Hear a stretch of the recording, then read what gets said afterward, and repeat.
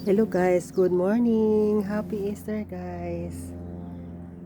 Ayan yung mga guys, yung mga ibon nagkakantahan sila guys. Ang sarap. Ang sarap pakinggan. Tapos nandyan si Haring Araw Ayan Super ganda. Hindi malamig guys.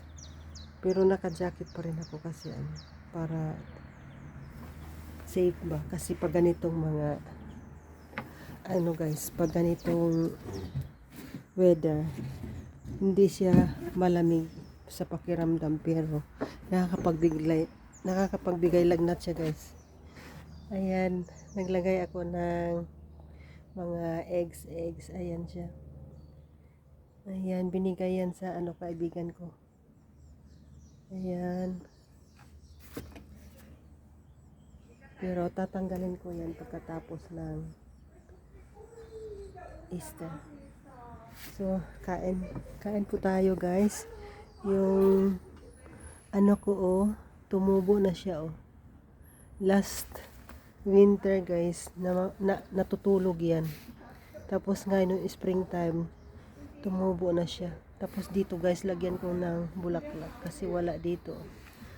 Tapos doon sa kabila, tumubo rin. Ayan. Gusto ko sana magtanim ng ng strawberry, kaya lang yung strawberry namumunga siya pero yung maasim. Hindi na lang. So ito yung ko guys, breakfast yan guys, Nutella at saka banana. Tapos nilagyan ng isang itlog. Nagkamali ako kasi binuhos ko lahat binuhos ko lahat kaya nagkaganyan. Siguro kung kunti-kunti yung paglagay ko,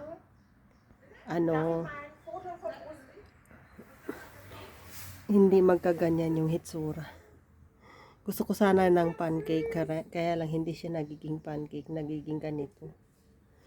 Ayan, isang bread, tapos itlog. Ayan, yung mga bata guys, busy sila naghanap ng Easter egg. So, ayan guys, thank you for watching. Bye-bye, God bless.